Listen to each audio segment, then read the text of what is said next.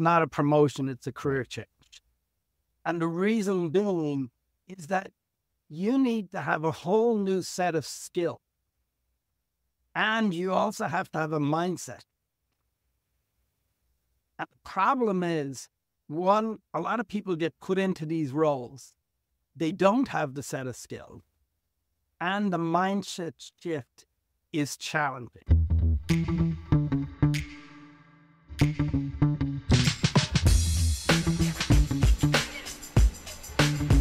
And welcome back to Relationships at Work, your guide to building workplace connections and avoiding leadership blind spots. I'm your host, Russel, a communications and leadership nerd with a couple of decades of experience in both of those areas and a whole heap of curiosity on how we can make the workplace a better place. If you are a leader trying to understand and improve your impact on work culture and the employee experience, you're in the right place. A place that's really, really scary for leaders is when they get that first responsibility to lead. Okay, maybe scared might be a little far, even though some people certainly are. Perhaps unsure? Directionless? So many leaders are put in positions of authority with very little support or understanding as to what their expectations are, what leadership even looks like. A 2017 McKinsey study found that 74% of American leaders and 83% of global leaders believe they are not adequately supported during their transition into leadership positions. Not good. Keep in mind, we're talking about leadership here, not management. Management is performance reviews, administration, did the job get done, period. Leadership is how the work gets done and the health of who is doing the work. This is the human-centered stuff.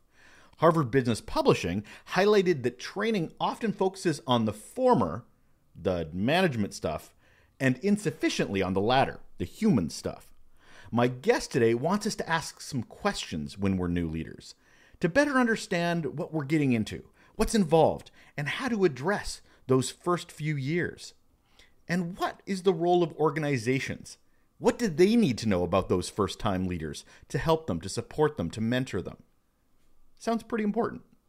We'll get to it right now. Hold on. And on the show today, we have Paul O'Byrne, and here is why he is awesome. He's a master facilitator, executive coach, and the CEO and founder of Orca HR Solutions, LLC, an executive coaching consultancy that works with individuals, teams, and organizations in creating their desirable future. That's not all he's from. He's also got 25 years of experience as a senior HR leader over at Microsoft executive teams, where they focused extensively on leadership and team development across global and diverse organizations. And I also have a bit of a fun fact for Paul. He worked with the London Business School to develop a global leadership program for high potential leaders. I'm feeling we're talking about leadership today. Hello, Paul. Hi. All things leadership, that's what we're... If anybody's playing a drinking game right now, they're probably about 5 or 6 drinks in. So, and that's just the bio. Yeah. We haven't even got into anything else yet. So before we get into what we're talking about today, which is new leaders, I have to ask the question I ask all of my guests. What, Paul, is your best or worst employee experience? I've had some incredible opportunities in my career. And I think the thing that I've loved all the work, all the jobs I've had. I've had some pretty crappy jobs before I started on my professional career, from cleaning out grain pits with rats running around to working inside boilers with a chisel and hammer. And so those things, I have memories of kind of worse jobs. But I think the thing that has probably differentiated those jobs where I felt most excited about was when I had leaders who empowered me to be my best. So one of the things, I don't work well with micromanagers. And so one of my sort of autonomy and freedom is important for me in working in my role. So I've had some incredible jobs, but there's been 1 or 2 where I have not been as fully engaged when I've had micromanagers And they would micromanage the detail and sometimes not see what I would call the wood from the trees, where you're having a sort of a strategic impact, but you're maybe not looking after some of those details, which I may not have thought were that important at the time. And they gave a lot more credence to some of those things. So for someone that knows themselves, that knows they don't like micromanagement, that knows they like empowerment and some autonomy, how did those leaders who managed you, did you feel how they recognized and understood you well enough to allow for that? Some definitely did. And they knew that I would do my best work if they kind of, I remember my first boss who brought me talking about a little bit where I might have needed a little bit more micromanagement. So I started my career with Microsoft in Ireland. Spent 5 or 6 years growing that from like about 7 people to about 2,000. And then I was brought into this really large scale up role where I was responsible for 15 divisions of Microsoft as well as Ireland. And I was reporting then to the VP of HR, who was literally new in his role. And when I came over, I was expecting this wonderful onboarding experience. I was going to be slowly introduced to all of these executives, like the chief operating officer, who was my client, and the CIO, and all of these type of guys. And what was really interesting is he met me for about 40 minutes, I think, on my first day. He gave me a list of who were all of the people I needed to meet, and he said, come back on Friday. And so that was kind of like, I was sort of on leave. But then there's other ones where, as I say, they would be much more. In Microsoft, we had some global programs we had to roll out, or we had to manage the famous performance review for Microsoft. And there were a lot of sort of details and stuff like that. And the managers who kind of like over-focused on those details and held you accountable for every little metric that I thought most of them were ridiculous anyway at the time, they were the ones that didn't inspire me. The guy that I came over to work with, I mean, he was there to support me when he needed, but he also knew that, look, unleashing me, letting me find out some things on my own, going in and working on this, and it was great. I really grew in the position. Fantastic. Well, that's a nice segue into our conversation today. So we're focusing really on new leaders and what new leaders need, what cultures and other leaders need to know about new leaders. Before we get anywhere, though, Paul, I'm a big fan of definitions, that we sort of figure out what our song sheet is before we start singing from it. So what is a new leader? How would you define a new leader or a first-time leader in an organization? Yeah, so a first-time leader, there's this kind of expression that some people use, from sort of bud to boss. And it's kind of like where I was your peer yesterday and tomorrow I'm going to be your manager. And so first-time leaders have to grow from individual contributors to managers and then scale up in their leadership. And one of the first challenges, and we work with a lot of tech organizations, is that a lot of people get promoted to the manager position. And what they don't realize that it's not a promotion, it's a career thing. And so one of the key things is a new leader or a new manager. So when I think about the definition of a new manager, that individual who has to make that transition from being an individual contributor to being the new manager, where, yesterday I was your peer, now you're manager. How do I navigate that? Like, I remember one day we had a guy who used to work for me, and he sort of navigated. One day he was my friend, and the next day he was a dictator. Because that's what he should have to do.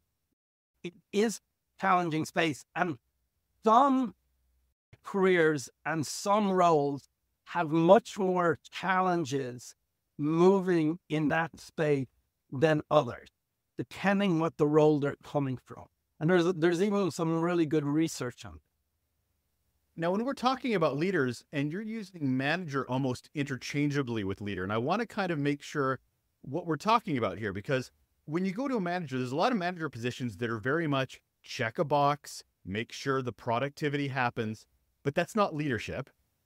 And well, here's the thing about leadership. okay, Is leadership and authority synonymous? Well, I would say no, right? And so there are people who have the role of leader, but they don't act like a leader, right? And there are people who don't have the role of leader and they act like a leader. And so if we were to take the definition of leadership in a more broader basis, I think it's people who have positive influence on either others or the system, right? While managers, when I say a new leader, sometimes people think of leadership and management in terms of you move from a place where you're an individual contributor and now you're responsible for working with either a team or a group of people and helping them be their best. And so the roles shift. So which one do you want to talk about? fair enough. Fair enough.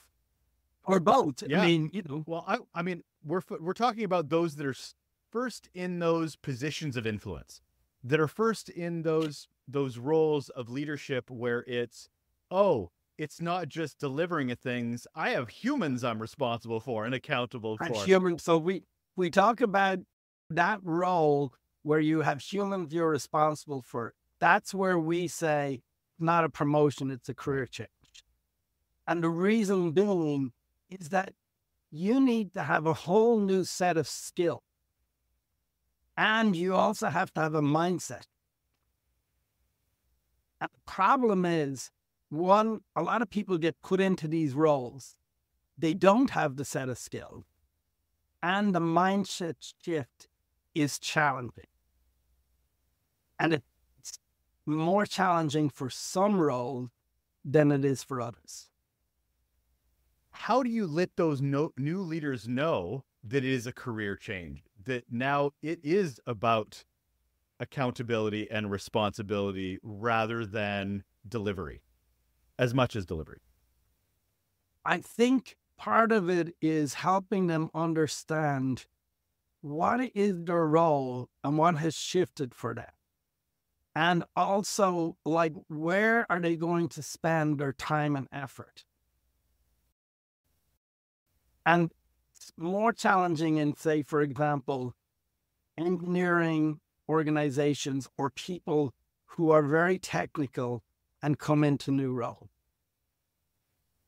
And so what happens, and there's a whole different what we call between expert leadership and more strategic leadership, right? And what happens sometimes is when somebody gets promoted, you ask the question around what do we need to know about those leaders who go into those roles? They're in an ambiguous space now from where they were before. So they were really good. So you take like your tech person, just as an example, and they get promoted now to a manager role. They're used to being really good at sort of developing technology, programming, product management, whatever the role was.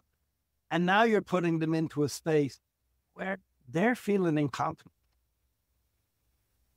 Because sometimes they're put into those roles without giving all of the sort of development and stuff like that. And because they've always been rewarded for being the best that they are, hard even for some of them to even ask for help. Because they feel if I ask for help, it must mean I'm failing.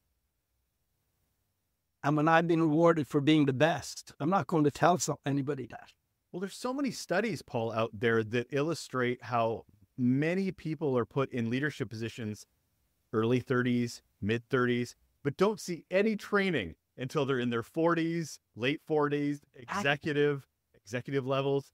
So if you're, to your point, if you're a leader looking at this new leader, what advice would you give them to support this person that may not be getting that formal training? Well, one, I think the advice is helping them understand that they're in a different role. Right. Two, their responsibility is not always to get the job done, but to get the job done through others. And two, that they have to understand that they need support and they need help in terms of learning that new role. So having a good mentor or having somebody who's gone through that and can empathize with them in terms of the space that they're in and help them navigate that. Because what happens is, the typical sort of scenario is, you hear, like, we had a great engineer, we promoted him, we got a bad manager, and we lost a great engineer. And so what happens is, instead of sort of saying, okay, we have now a bad manager, we have a manager who's underprepared, what we need them to understand is we have to help them understand we need to learn a whole new skills. We need to have a different perspective. We need to know, but what happens to them is they feel uncomfortable. So what they do is they go back to doing what they know well. So they will over-focus on, for example, the execution of their role. I've even seen some senior leaders who are struggling in their role, like tech leaders, who will go back to program. They're meant to read a whole team, but they'll go back and they'll do the programming of the thing because it gives them comfort. It reinforces that they're still good and stuff like that. So it's an ambiguous space. And I can see that from programming. I was talking to an executive just the other day, and they're like, you know what? I'd be good getting back to admin work I used to do 20 years ago because it's safe, because I can build confidence in that role. So that makes me think, actually, so if I'm a person that's offered a leadership position, say I'm not in it yet, are there some guardrails or things that I should be considering before I even accept that sort of role? Yes, I think understanding what the role is and what the expectations of the role, right?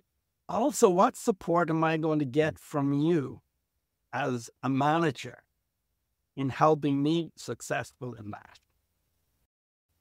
And because there are some people, they get into the role and within 6 months they're hating and they want to just go back to doing what they do.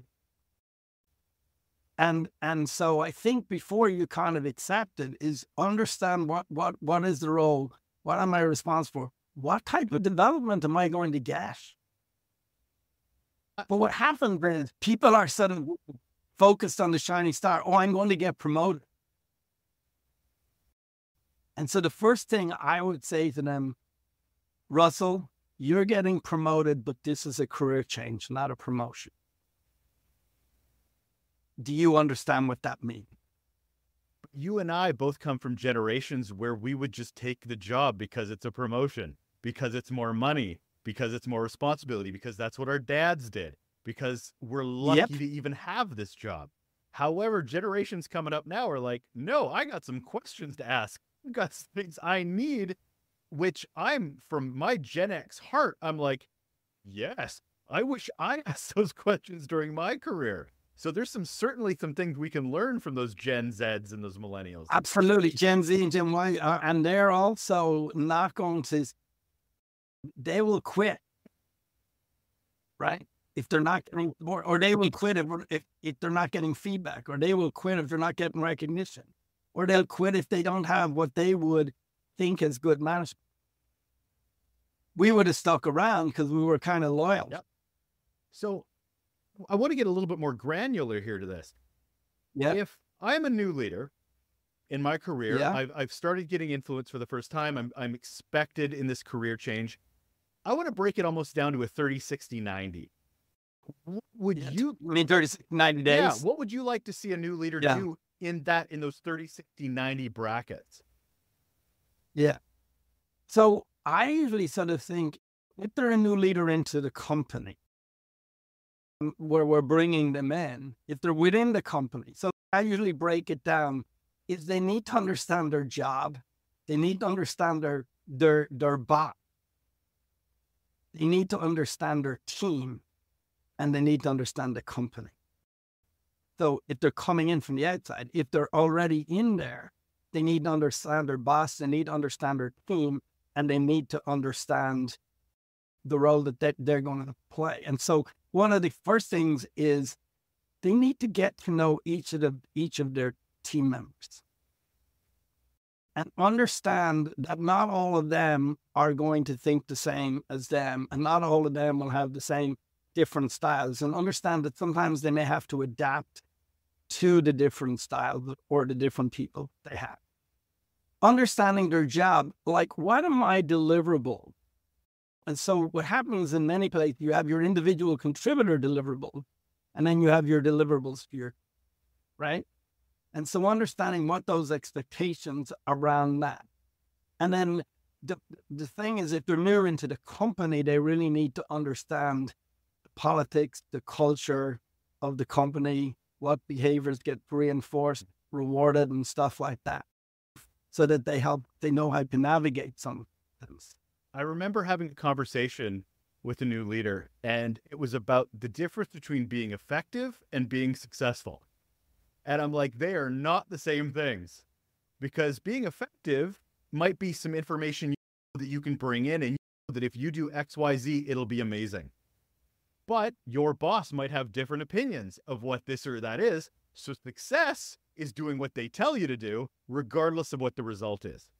So, well, yeah, and sometimes navigating some of that, absolutely, can be challenging.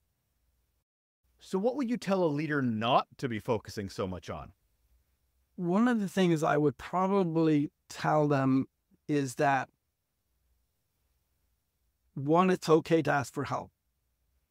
And two, this is going to be uncomfortable because you're in a new space, right? And so don't overly focus on the fact that you're not feeling successful in every aspect of your role. Or do you need to? Because what happens, I think, is people are trying to be good at all the things that they do, and then they find that, look, they can't just do that because they're not ready. So they have to sort of build up their skill. They're not going to be ready day one. And do build a network of people who can support you and help you.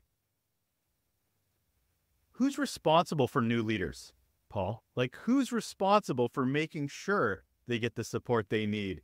HR, executives, their direct report. Who's responsible for this? There's like a number of people who are responsible. I think the company is overall responsible in terms of, are they putting people into positions where they're giving them the skills to be successful? So what is the overall sort of focus around and prioritization around people development, right? I think human resources have the opportunity to facilitate those things happening. But I also think there's a big responsibility on the leader's manager to help that person be successful. And sometimes I think we don't hold managers accountable for the things that managers or leaders should be doing. We can sometimes over-focus on results they got, but not on how they got those results. I constantly say that. And you have a person who's a great leader and they leave and their whole organization dies. So they haven't been building strength within their organization. Well, you make a great point that leaders need leaders too.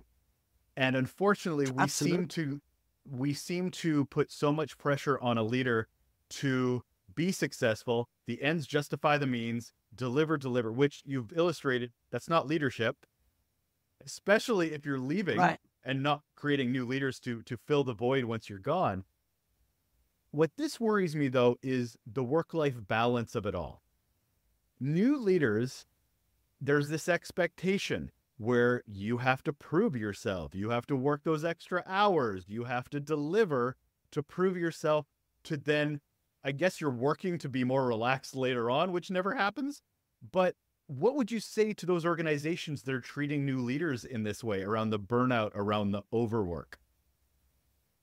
Yeah. So, and even like coaching sort of senior leaders and executives in this space, a lot of them, when they're scaling up, where they're transitioning from one role, and the same from an individual contributor to a manager role, or for a manager to a larger leadership role, sometimes they end up working harder and they putting in a lot more time and effort on things. And sometimes have to take a step back and work different, right? Because like just running faster on the treadmill, it's going to tire you out and burn you out, but it may not get you where you are. So that's why I say like this whole career changing mindset, and this goes through all different levels of leaders. Sometimes just shifting that perspective in how I look at my situation. Like we coach a lot of leaders, and I coach a lot of leaders. And sometimes the thing I have to do is, the first thing I have to do is get them to slow down. I have to get them to delegate more. I have to look at where do they actually spend their time. Are they spending their time in all of this sort of expert part of their role, or are they actually getting up on what we call the balcony and the dance floor? So the balcony is where now you can get up and you shift your perspective. Right. And so you start seeing things in a different way because your viewpoint. And you don't have to kind of like keep on running faster on the treadmill. There's times, yes, where you have to do that. But if you're going to continuously do that, you're going to burn out pretty quickly. You're also not going to make the best decisions because you're stressed, you're in a reactive mode. In some of the programs we work is, we start off with our whole program around managing self,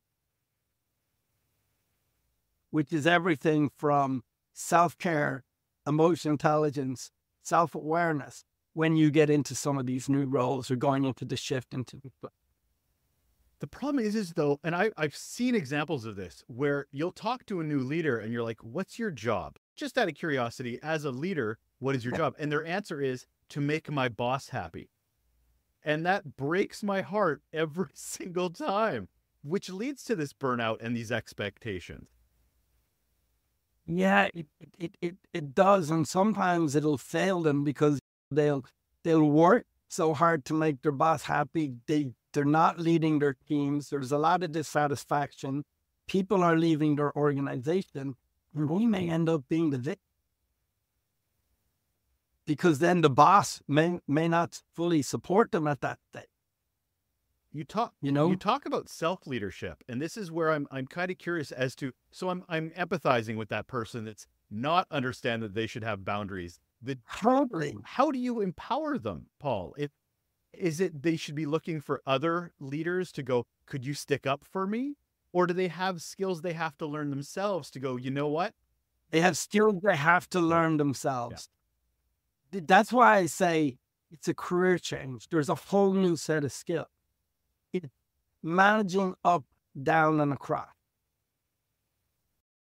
And you'll find even with more experienced leaders, some of them are really good at managing their team and they're managing down, but they don't do as well as managing up and across, right? And then they have difficulty getting to that next level of leadership because they haven't built alliances or they don't know how to sort of engage with more senior leaders. And they're spending all of their time getting their team to be the most effective, but they may have to think, okay, how do we work cross-group? How do we work in matrix relationship? You know? Is there an understanding of when to make that switch? Because as we talked about 30, 60, 90, it was very much, what's the job? Learn your team, figure out what success looks like. But you're talking about new leaders needing to shift at a certain point where it's about that network and understanding the relationships up. How do you know that you're ready to start pivoting or at least start engulfing new responsibilities and networking? I think you have to kind of get the first few things kind of aligned where you have to understand your team. You have to develop a cadence with your team. You have to look at, are you helping them be their best and stuff like that? But it also depends the role you put into, right? You could be put in a role in your first manager role, which is very matrix role. And so one of the things you might have to think about is, okay, not alone, okay, do I have to learn my job? When I think about learning the company, I have to think about who are the people I'm dependent on, or who are the people who are dependent on for me. And so what are the networks that I have to build, or who are the people that I need to build relationship with? So we used to do this thing called leading in the matrix. And one of the first exercises we used to give people was to draw out who are all of the connections that they have, right? So up, down, and across. And then how often do they need to be connecting with some of those people, and who's critical in that? Because not everybody. Right?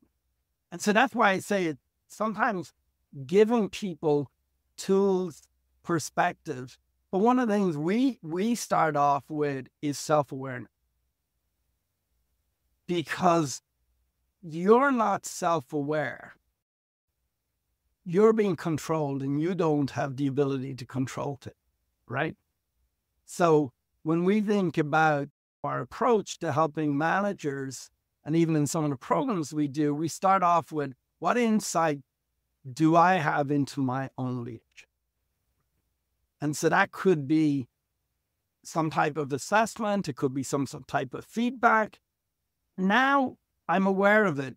And the next step we call is, am I willing to acknowledge that and take ownership? So we call this the sort of 4A framework: awareness, acknowledgement, action, and then realize this is not a straight line. And adaptation means that you have to sort of continuously adapt. But it's amazing when sometimes you do like these assessments for leaders, and they understand how other people are thinking about them, or they're getting some of that feedback. Now they have some choice they may not have had before. So we really believe that self-awareness is critical as people go into new manager leadership roles, and trying to keep that I need to be self-aware, and I need to know myself. And I agree with you. Self-awareness is one of the biggest superpowers you can have as a leader. Understanding how you handle anger, how you handle frustration, how you handle success, how your energy shows up your team or executive. Absolutely, I couldn't agree with you more. But what should be a feedback structure? Because you need others to help inform your self-awareness, because you're sometimes a little too close to it. So as a new leader, how are you setting that up? What does that look like? Well, so there's a couple of things. So one of the programs we do is learning to sort of give and receive feedback. And so like even receiving feedback is a vulnerable thing to go into. And so if we can also do, there's psychometric assessments you can do, even though they're not a 360, they will give you an understanding of when you're overdoing your strengths or overdoing your certain behaviors, and what kind of impact that has. And just even having that reality, knowing, so for example, I might be very competitive, but when I'm sort of stressed or tired, it comes across as abrasive, or it comes across as confrontational, right? And so just even knowing some of those, when a strength is being overused. And so I think building that awareness gives people sort of a greater armory of things that they can use. And you can do it by individual self-assessments. You can do it by a very simple question, like in stakeholder-centered feedback, which is this kind of thing where you go and ask a question. And I'd say to you, Russell, what is one thing I can do going forward as your leader or as your manager that is going to make me more effective? Just one. I love that. And you might, the first time you might say, God, I'm not going to give this guy feedback because he's not going to do it, right? But the key is when we're working with the manager, you say, only thing you can do is when somebody talks is, what do you think that is? Listen. This is a great sales pitch for us being better at employee interviews.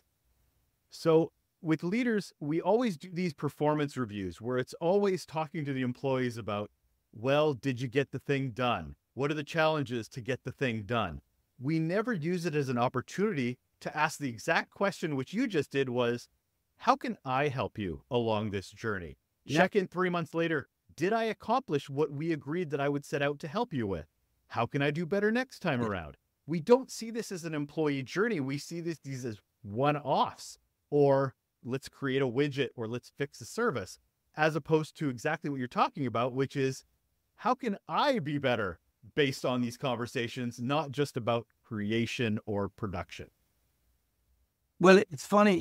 We were working this week with a company and we're designing a new sort of performance management system for. And so they're going to have about 40% of this team is new managers and new leaders. So they need to learn some of the basics. So we're teaching them how to have one-on-ones, and then they're going to have quarterly check-in, right? With the one question they ask after they kind of review progress and roadblocks and stuff like that. What's the one thing that I can do to support you in the next quarter? It's one thing. So sometimes just even building it into established practice can help change those things, you know? And I think, Paul, I can speak for both of us and say, listen, but then do something about it. Like, it's not just asking the question. Right. Yeah. Well, you know, there's a whole sort of approach where you say, okay, I asked the thing, but then you go, you send them a note afterward, you say thank you, and you tell them what you're going to do. And then do it, and then do it, and then talk about the impact of doing it. I.e., I did it. It was great. I had a great experience. Thank you again for this opportunity. Like, it's a conversation. It's not a checked box. It's a conversation, right? But like, say I'm a new leader and I'm in this, I might be afraid you're going to tell me that I'm the lousiest leader and stuff like that. So just even to step into that place of vulnerability, it's a hard place. And that's why new leaders and new managers, they need some sort of support as they navigate these sort of turbulent waters. Well, how many stories have we heard, Paul, about bad employee experience, which include leadership experiences, where they're being vulnerable for the first time and they get that badly trained leader that either ignored them, diminished them, undervalued them, and then they carry that like it's PTSD for the next 20 years because of that. And they never want to be a leader. Why would I want to be a leader if this is the environment that I'm in? Or they're not going to know to try or be better. Well, the fun exercise we do in exactly relation to that, where we ask people to bring up a memory of the worst leader today or whatever. And you can actually, people create a visual memory that causes them to have an emotional reaction even 20 years later. I have a colleague of mine who we worked with. We both worked for a leader, but he had some challenges with that leader. Even if he was to go by her building, he would have that emotional flash. It's trauma. It's not just a bad day. It's trauma. You sometimes hear horror stories, but I really have a lot of empathy for people. And this is where I think companies, when you ask me who's responsible, companies are many times irresponsible. They talk about these are our greatest assets. They have people who manage these greatest assets who have no tools, no experience, and some of them might get by, and there's a lot of them, if they don't get by before the team leaves, it's costly. Like Gallup's poll came out in September, and sort of 70% of the employee engagement is based on the manager. And yet we won't give them the tools they need. It's incredible. Like, I've had conversations with companies, well, we don't have money to invest in any of that. And they'll have 20% turnover. They'll have people going out the door. They've got an environment where their leaders are not ready to help the company scale. and yet they don't see the prioritization. And yet they're throwing money out the door of retraining, Throwing of money out the door. rehiring. Like, exactly. It's like a revolving door. We also help companies by integrating assessments even into the hiring process to help them understand the individual's behaviors and competencies and motivators aligned to the job. Because if they're not, and you get a mismatch, then the people are not going to stay either. So you're part of this leadership ecosystem. You see new leaders coming into the organization. You've convinced them that this is a career change, that they need to be looking at things differently, their skill sets. What is the support system look like? Is it mentorship? Is it professional development that's a little bit more established? Like, how do we set these new leaders up for success once they understand the shift? Well, we have, our approach is kind of like it's sort of a three-pronged approach. And the first is giving them some insights into their own leadership, right? The second is the capabilities that they need to do their job, right? And the third is when they come out, is the support structures to reinforce and help them integrate that learning back into actually how they do their job, right? So there's a couple of ways. The manager is really important and has to be part of the sort of system of support, right? And so how does that manager support them through? You can do things like one of the organizations we work, we have peer partners.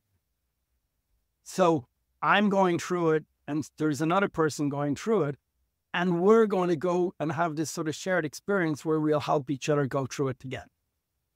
And then you can have what's called sort of cohort group, where they get together and you might have 5 or 6 people who are going through it together, and they share experiences and they talk about the challenges that they're having, and they can bring it into a sort of a very open, confidential space where they can learn and develop together. So they're just a few different ways. And then you can have mentoring, especially if you need somebody who needs a particular level of skills or technical skills related to the particular role.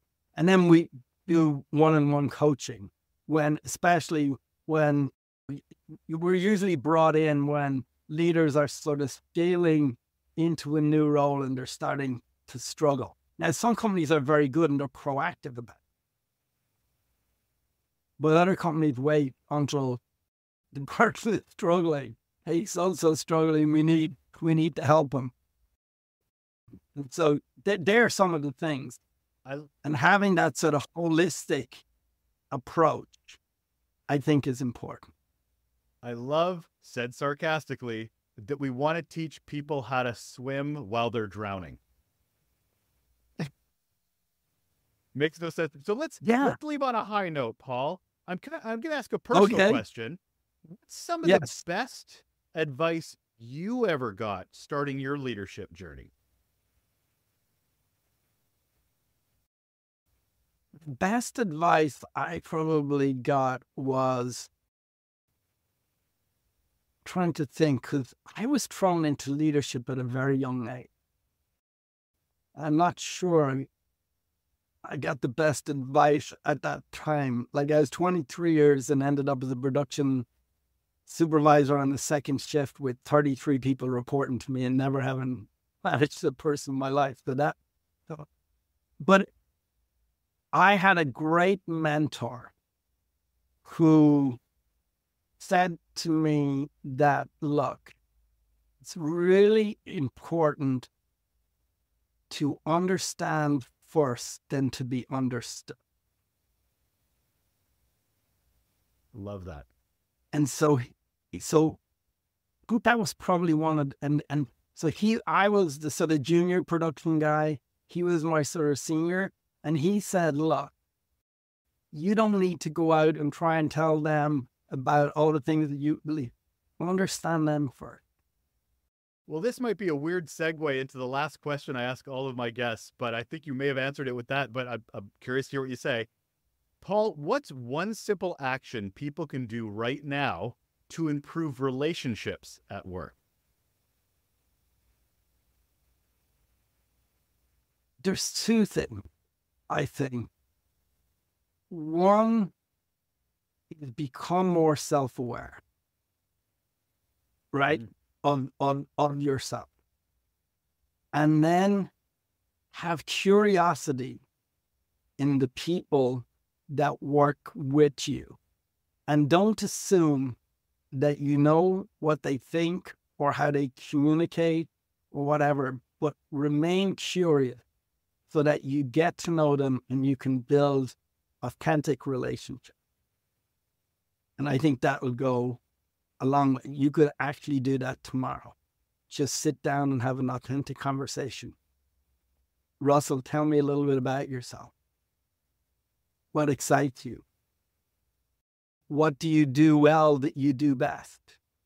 What things do you love that you do best? It's as easy sometimes as that. That is Paul O'Byrne. He's a master facilitator, executive coach, and the CEO and founder of Orca HR Solutions, LLC. Thank you so much for being here, Paul. It's been a lot of fun. Thank you, Russell. It was great to engage. That is it. That is all. We are done. Another episode of Relationships at Work, your guide to building workplace connections and avoiding those leadership blind spots. Thank you once again for joining me. If you haven't had a chance to check out the new revamped, relaunched, resent out Raw newsletter, I encourage you to do so. It's such a great extension of the show. It actually inspires our mini episodes that drop every Thursday. If you're curious, all you have to do is go over to relationshipsatwork.ca or russellawliker.com. At the top, it'll say Raw newsletter right there. Sign up for free. You'll get some templates, some free templates around employee interviews, and you're signed up for the weekly Raw notes where I'll share some takeaways from recent guests, some of the resources they recommend, a couple of mindset shifts that'll help you in the week or weeks to come, and of course, what's to look forward to on Relationships at Work. It's all in there in a tidy little bundle that you can subscribe to for free. Anyway, always love this time we get to spend together, and I look forward to doing it again. Take care.